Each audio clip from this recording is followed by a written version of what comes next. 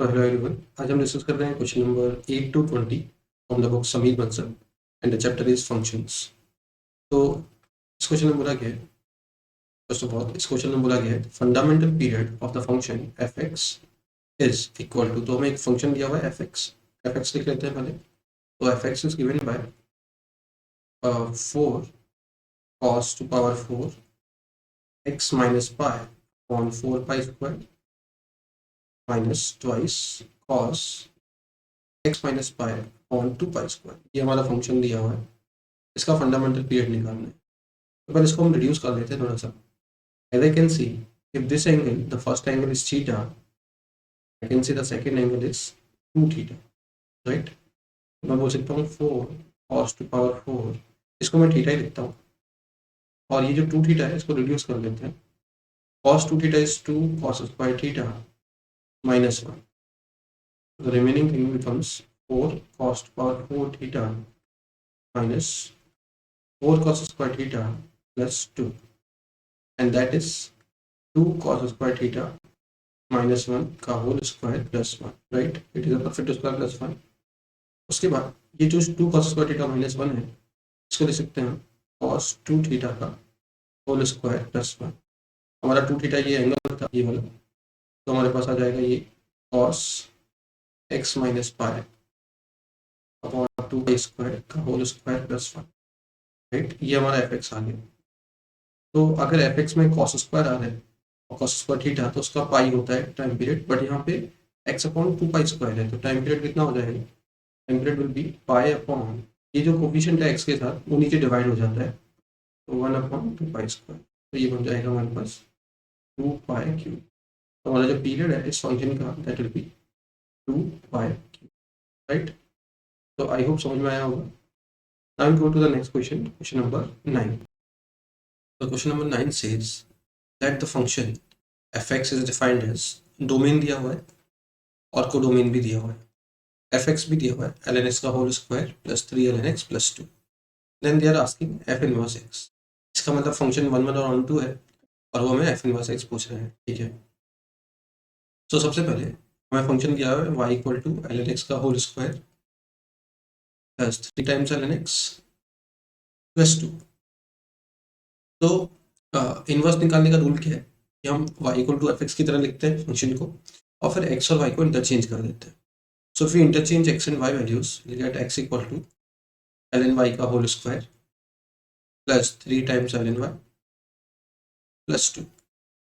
अब क्या करेंगे हम y को in terms of x represent करेंगे, ठीक है। पहले y और x को इंटरचेंज किया, अब जो नया वाला y है उसको हम x के टर्म में रिप्रेजेंट करेंगे। उसके लिए हम पहले परफेक्ट स्क्वायर बना लेते हैं, तो ln y का whole square plus 3 ln y plus, perfect square बनाने के लिए मैं 9/4 ऐड कर रहा हूँ और 9/4 सब्ट्रैक्ट कर रहा हूँ। सो ये बन जाएगा ln y प्लस 3/2 का होल स्क्वायर माइनस 1/4। ये बन जाएगा x plus 1/4 is equal to ln y plus 3/2 का होल स्क्वायर। दोनों साइड अंडर रूट ले लेते हैं, तो इस स्क्वायर को हटा देता हूँ मैं और यहाँ पे अंडर रूट ले लेता हूँ विथ प्लस माइनस साइन। यहाँ से जो y का वैल्यू आएगा 3/2 को उधर ले जाएंगे और e टू पावर में ले लेंगे, तो जाएगा e to power minus 3/2 plus minus root of x plus 1/4। Now हमारा जो एफ एक्स का जो डोमेन था वो था 0 से e की पावर माइनस 3/2। तो एफ एक्स का जो x वैल्यूज है वो e की पावर माइनस 3/2 से छोटे होने चाहिए। तो एफ इनवर्स x में y के वैल्यूज e की पावर माइनस 3/2 से छोटे होने चाहिए। इसका मतलब I can not take plus sign here, this will be rejected, this will be accepted, negative sign. तो हमारा जो एफ इनवर्स x है वो हो जाएगा e की power minus 3/2 minus of root of x plus 1/4। तो किसका रेंज आना चाहिए? 0 से e की पावर माइनस 3/2, इसलिए ये वाला करेक्ट आंसर हो जाएगा। अब इसको हम अगर देखा जाए कि कौन सा ऑप्शन मैच कर रहा है, तो I think option D will be matching. LCM लेने से डी ऑप्शन मुझे मैच कर रहा है। Correct answer is option D. तो दिस वाज क्वेश्चन नंबर 9, ठीक है। इसके आगे will do question number 10 in the next. In question number 10, it is saying that fx is from x to y, मतलब x डोमेन हो गया, y codomain हो गया, defined as f x equal to sine x plus cos x plus two root two. F is invertible, ये सबसे important statement है। F is invertible मतलब ये वन वन और ऑन टू फंक्शन है। इसका मतलब इसका जो कोडोमेन है वही इसका रेंज भी होगा। ठीक है, तो पहले हम इसके फंक्शन की बात कर लेते हैं। तो एफ एक्स दिया हुआ है हमारे पास sine x plus cos x plus two root two. तो इसको पहले सिंप्लीफाई कर लेते हैं, थोड़ा रिड्यूस कर लेते हैं। तो इसमें मैं क्या कर रहा हूँ, वन बाई रूट टू का मल्टीप्लाई कर रहा हूँ पूरे फंक्शन में। ठीक है, और रूट टू का मल्टीप्लाई कर रहा हूँ जिससे कि कंपनसेटेड रहे। तो एफ एक्स हमारा क्या बन जाएगा, रूट टू टाइम्स ये बन जाएगा sine A cos B plus cos A sine B, मतलब sine of x plus pi by four. ठीक है, उसके अलावा हमारे पास रूट टू भी आ रहा है। ठीक है, तो अगर रेंज की बात की जाए, सबसे आसान है रेंज, क्योंकि ये जो वैल्यू है sine of x plus pi by four, ये माइनस वन से वन होगा। राइट, तो एफ एक्स का रेंज में सिंपली बोल सकता हूँ कि जब ये माइनस वन होगा साइन का वैल्यू, तो ये वैल्यू टोटल आएगा हमारे पास two root two minus root two which is root two. और जब ये वन होगा तो टोटल वैल्यू आएगा थ्री रूट टू। तो रेंज का वैल्यू, रेंज बोल लो या कोडोमेन बोल लो, क्योंकि ऑन टू फंक्शन है, तो range which is y equal to root two से लेके थ्री रूट टू। तो ये तो क्लियर हो गया, रेंज ही आ रहा है। और चार ऑप्शन में सेम ही रेंज दिया हुआ है। Now let's talk about the domain. अब डोमेन ऐसा होना चाहिए कि फंक्शन वन वन रहे। तो वन वन रखने के लिए या तो हमारा जो x plus pi by four है, x plus pi by four जो है, या तो वो पाई बाई टू से लेके ये पाई बाई टू से लेके थ्री पाई बाई टू तक रहे, या माइनस पाई बाई टू से लेके पाई बाई टू रहे। अगर मैं इसको माइनस पाई बाई टू से लेके पाई बाई टू रखता हूँ तो क्या होगा देखते हैं। तो अगर ये pi minus pi by two से पाई बाई टू रहेगा तो हमारा फंक्शन वन वन रहेगा ऑब्वियसली, और फिर इन्वर्स भी एडजस्ट करेगा। तो पाई बाई फोर इधर जाएगा तो this becomes minus three pi by four, और ये बन जाएगा pi by two minus pi by four, मतलब पाई बाई फोर। पहले चेक कर लेते हैं क्या ये ऑप्शन मैच कर रहा है, minus three pi by four से pi by four. I think नहीं कर रहा है। तो और क्या ले सकते हैं हम, और क्या ले सकते हैं कि x plus pi by four को हम कर सकते हैं पाई बाई टू से लेके three pi by two. Right, इसके लिए क्या रहेगा, वन वन रहेगा। तो एक्स का वैल्यूज क्या रहेगा, पाई बाई फोर से लेके थ्री पाई बाई टू में से पाई बाई फोर हटाते हैं तो it will become five pi by. तो जो डी ऑप्शन है दैट इज करेक्टली मैचिंग। तो डी ऑप्शन हमारा करेक्ट आंसर हो जाएगा। This was question number 10। तो अगला करते हैं question number will do 11 now. The question number 11 says the range of the function F x दिया हुआ है, इसका रेंज हमें दिया हुआ है, range is 5/6 to 3/2, then C is equal to, तो सी का वैल्यू निकालना है। तो let's try to solve it. तो जब क्वाड्रेटिक अपॉन क्वाड्रेटिक आता है तो रेंज निकालने के लिए हम क्या करते हैं, विल सिंपली क्रॉस मल्टीप्लाई। तो x square plus x plus c upon x square plus two x plus c, फिर इसमें क्रॉस मल्टीप्लाई करते हैं, we'll get x square y minus one minus plus x into two y minus one plus c into y minus one equal to zero. हमारे एक quadratic आ गया। अब ये जो क्वाड्रेटिक है इसमें एक्स क्या होना चाहिए, रियल होना चाहिए, तो इसका डिस्क्रिमिनेंट क्या होना चाहिए, greater than equal to zero. तो जब discriminant greater than equal to zero करेंगे तो हमें मिलेगा टू वाई माइनस वन का whole square minus four y minus one का whole square into c greater than equal to zero. तो यहाँ से जो वाई के वैल्यूज आएंगे वो 5/6 से 3/2 होने चाहिए। या फिर मैं बोल सकता हूँ ये जो इक्वेशन है ये ऐसा लिखना चाहिए, 6y minus five into two y minus three less than equal to zero. अगर ये ऐसा दिखेगा तो हम बोल सकते हैं कि 5/6 से 3/2 इसका रेंज हो जाएगा। तो इसको दिखाने के लिए ऐसा what we'll do, we'll first simply switch them. मतलब मैं इसको ऐसा लिख लेता हूँ, c four c into y minus one का whole square minus two y minus one का whole square less than equal to zero. Now try to open it. हमारे पास वाई स्क्वायर के साथ क्या आ रहा है वो देख लेते हैं। तो फोर सी माइनस फोर आ रहा है, वाई के साथ क्या आ रहा है हमारे पास, यहाँ से माइनस एट सी वाई आएगा, और यहाँ से आएगा हमारे पास फोर वाई। तो ये लिख लेंगे फोर माइनस एट सी, और यहाँ पे कांस्टेंट कितना आ रहा है, यहाँ पे कांस्टेंट आ रहा है फोर सी, और यहाँ पे कांस्टेंट आ रहा है minus one less than equal to zero.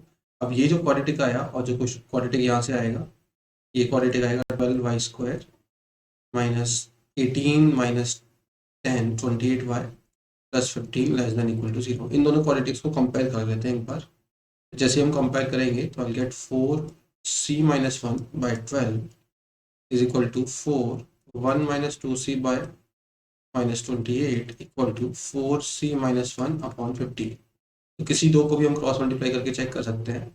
I think if we put c equal to 4, these all things are satisfying because अगर मैं c को 4 रखता हूँ तो ये 3 हो जाएगा, 4 इंटू 3/12 कैंसिल 1 आ जाएगा।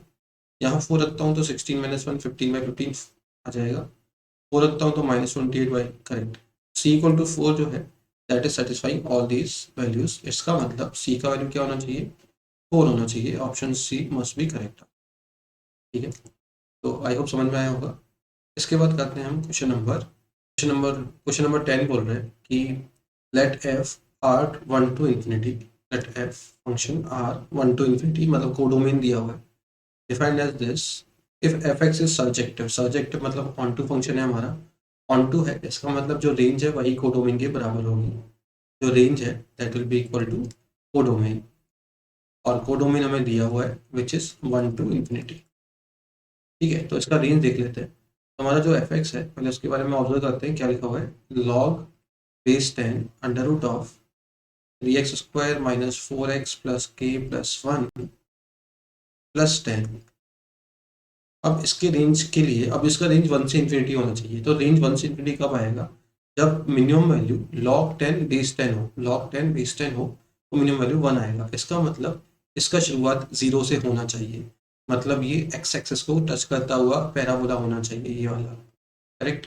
इसका मतलब इस क्वाड्रेटिक का डिस्क्रिमिनेंट क्या होना चाहिए, 0, क्योंकि हमारा जो कर्व है वो ऐसा कुछ दिखना चाहिए, यहाँ से टच करता हुआ। तो इसका d0 करेंगे तो हमें क्या मिलेगा, 16 minus 4 into 3 into k plus 1 is equal to 0। तो 4/3 इक्वल टू k प्लस 1, इसका मतलब k का value 1/3। So the correct answer is option A for this question, right. इसके बाद हम करते हैं क्वेश्चन नंबर, क्वेश्चन नंबर 13 में बोला गया है कि the domain of the function F x equal to this is a to b, a पे क्लोज ब्रैकेट b पे open bracket and the value of 2a minus b। तो इसका range निकालने के लिए पहले हम क्या करते हैं, जो अंडर रूट के अंदर क्वांटिटी है वो क्या होना चाहिए, पॉजिटिव होना चाहिए। मतलब लॉग बेस में 2x minus 2 upon 3 minus X should be greater than equal to 0, positive या 0 होना चाहिए। तो x minus 2 upon 3 minus X क्या होना चाहिए, ग्रेटर देन इक्वल टू 2 की पावर 0 विच इज 1। 1 को लेफ्ट साइड में लेके आते हैं और एलसीएम लेते हैं, x minus 2 upon 3 minus X minus 1 greater than equal to 0। LCM लेते हैं 3 माइनस एक्स, जब 3 माइनस एक्स इधर जाएगा तो we'll get 2x minus 5 greater than equal to 0। इसको हम ऐसे भी ले सकते हैं 2x minus 5 on x minus 3 less than equal to 0 and we'll create a number line 5/2 and 3 positive negative positive using वीवी का मेथड। तो x बिलोंग्स टू 5/2 से लेके 3 पे ओपन ब्रैकेट, तो a का वैल्यू हो गया 5/2 और b का वैल्यू हो गया 3। तो 2a माइनस बी कितना आ जाएगा, 2a माइनस बी आ जाएगा 5 minus 3 which is 2। The correct answer is option A. So the next question is question number 14। चलते हैं। The question number 14 says that range of the function f(x) equal to signum of sin x, signum of cos x, signum of tan x plus signum of cot x, where x is not equal to pi/2 where n is integer। इसका मतलब हमें signum लेने हैं सबके sine cos tan cot और उनको add करने हैं। तो पहले हम देख लेते हैं कि एफ एक्स का वैल्यू क्या क्या हो सकता है जब अलग अलग हम इंटरवल्स लेंगे। जैसे पहला इंटरवल मैं लेता हूँ x बिलोंग्स टू 0 से pi/2। जब मैं 0 नहीं ले सकता क्योंकि n अगर 0 हुआ तो x 0 हो जाएगा, दैट इज़ रॉन्ग। तो 0 से pi/2 में ले सकता हूँ। तो 0 से pi/2 में अगर मैं बात करूँ एफ एक्स की, तो 0 से pi/2 में साइन एक्स पॉजिटिव होगा, इसका सिग्नम 1, कॉस एक्स पॉजिटिव होगा, इसका सिग्नम 1, टेन एक्स पॉजिटिव होगा, इसका सिग्नम 1 और कॉट एक्स भी पॉजिटिव होगा, तो आ जाएगा 4। अगर मैं बात करूँ x pi/2 से पाई की, तो pi/2 से पाई में क्या होगा कि sin x will be positive, cos x will be negative, tan x will be pi/2 से पाई में negative and cot x is also negative। इसका मतलब टोटल आ जाएगा -2। अगर मैं बात करूं x पाई से लेके 3 pi/2 तक, तो थर्ड क्वाड्रेंट में क्या होता है, sin x will be negative, cos x will be negative, tan x positive and cot x is also positive, तो ये हो जाएगा 0। अगर मैं बात करूँ फोर्थ क्वाड्रेंट की, 3 पाई/2 से लेके 2 पाई,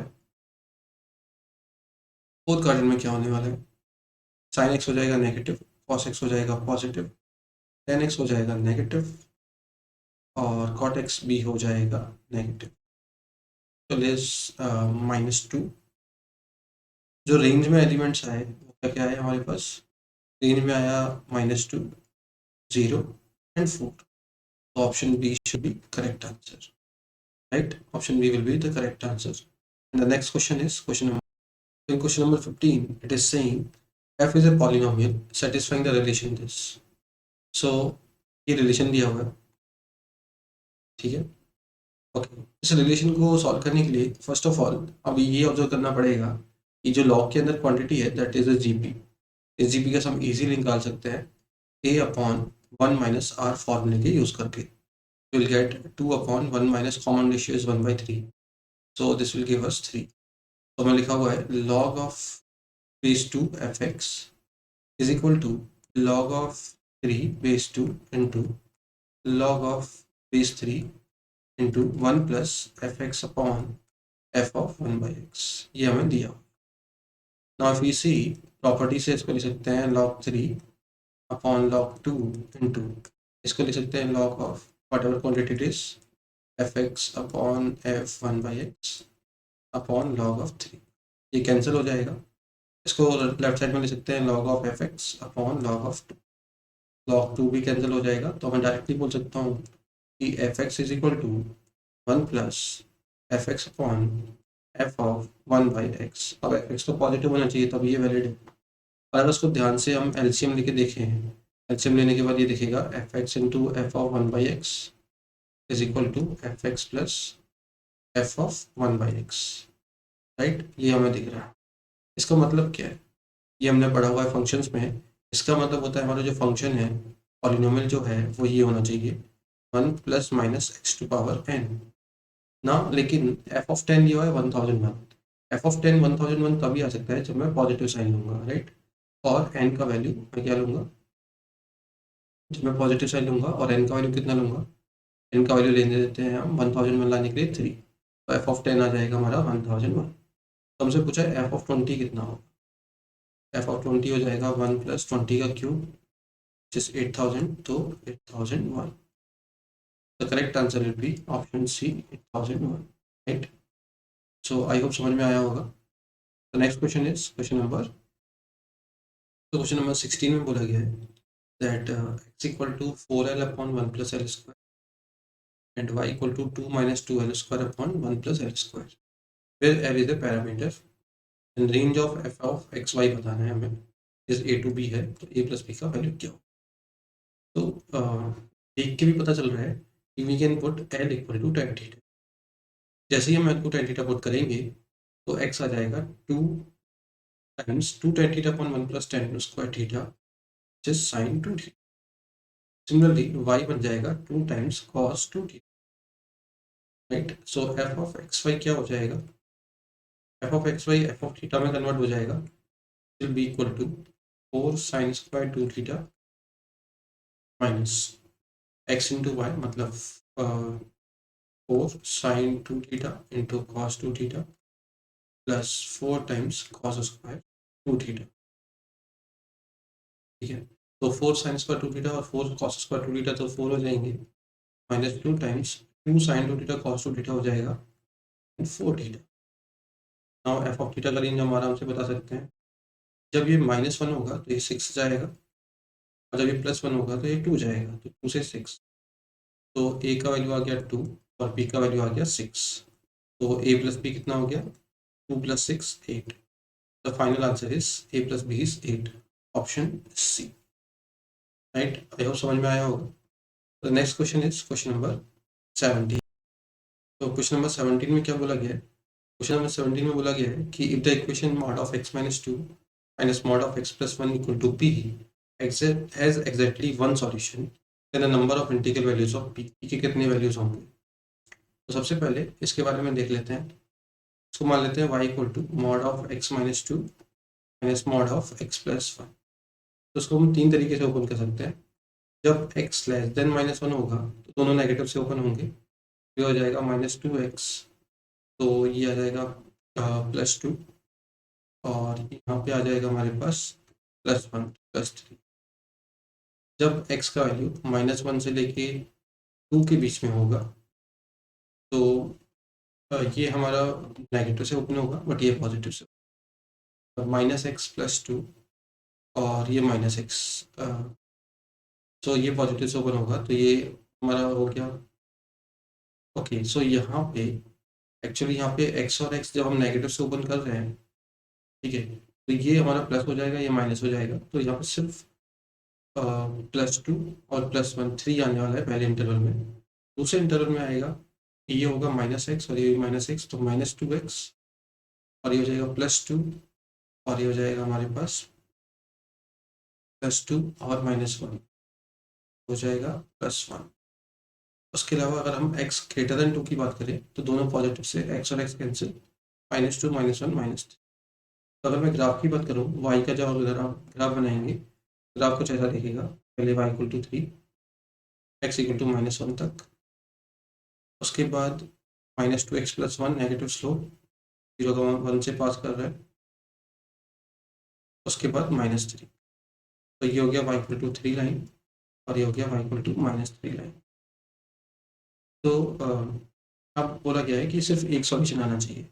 एक सॉल्यूशन तभी आएगा जब हमारे जो p के वैल्यूज है यहाँ से लेके यहाँ तक लाई करेंगे, राइट।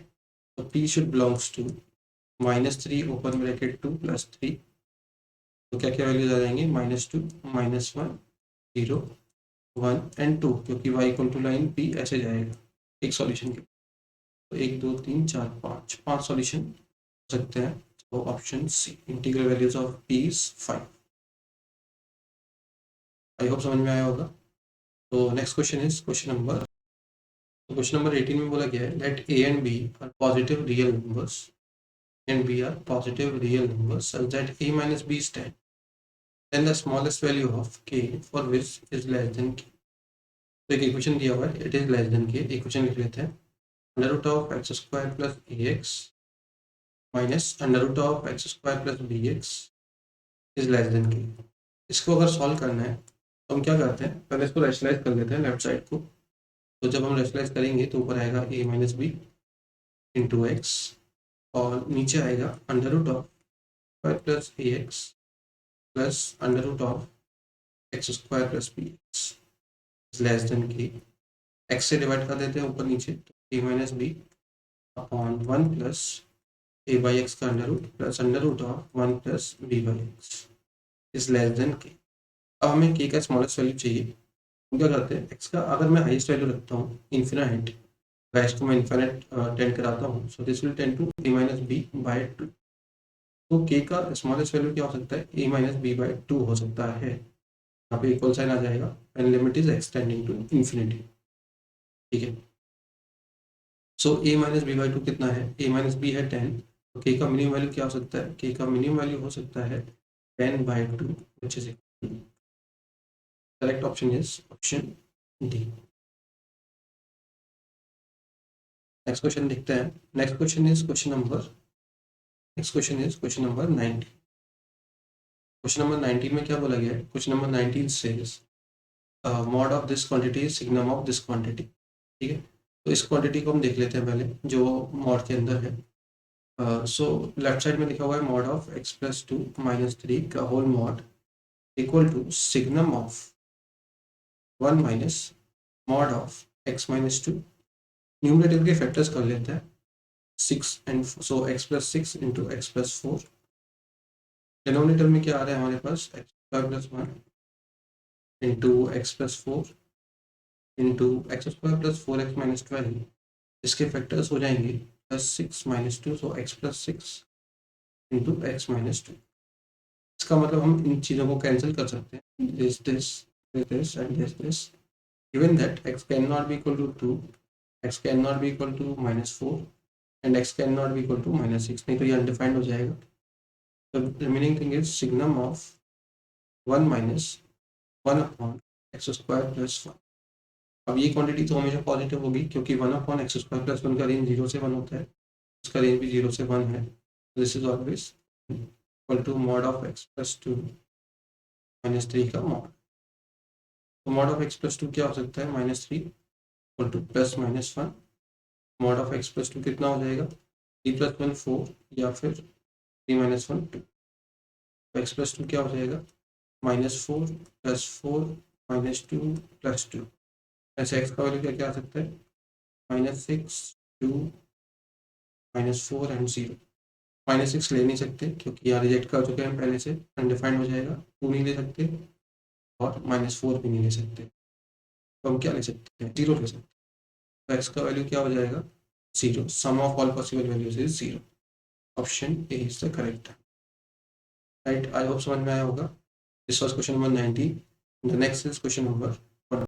तो इस क्वेश्चन नंबर 20 में बोला गया है, if the equation is satisfied by all values of x in 0 to 3। अब ये क्यूबिक इक्वेशन है और बोला गया है कि ये 0 से 3 में हर वैल्यू से सेटिस्फाई हो रही है। इसका मतलब ये इक्वेशन नहीं, ये क्या है, आइडेंटिटी है। ये कोई पॉलिनोमियल या क्वाड्रेटिक या क्यूबिक नहीं है, ये आइडेंटिटी है, इज ऑलवेज सेटिस्फाइड। इसका मतलब p² - 4 into p² - 9 p² - 4 into p² - 9 का वैल्यू 0 होना चाहिए। इसका मतलब p के possible values +2 -2 +3 -3। Now after that p - 2/2 का बॉक्स जो है दैट इज 0। इसका मतलब p - 2/2 जो है वो 0 से 1 होना चाहिए, करेक्ट। तभी उसका इंटीजर पार्ट क्या आएगा, 0 आएगा। तो यहाँ से बोल सकता हूँ p - 2 क्या होना चाहिए, 0 से लेके 2 के बीच में होना चाहिए। तो p 0 से बड़ा होना चाहिए और <4 होना चाहिए। तो यहाँ से देख के भी पता चल रहा है कि 2 और 3 सेटिस्फाई कर रहे हैं। If we check other options also we'll get p = 2 और 3 p = 3। तो sum of all integral values of p, positive integral values of p we'll be 5। 2 and 3 5। यहाँ पे भी 2 and 3 सेटिस्फाई कर रहा है और 2p - 1 का फ्रैक्शन पार्ट ये भी 0 हो जाएगा 2 और 3 पे, करेक्ट। Answer is 2 + 3 5। तो दिस वाज क्वेश्चन नंबर 20। आगे हम डिस्कस करेंगे 21 से लेके जो भी रिमेनिंग क्वेश्चंस है। तो थैंक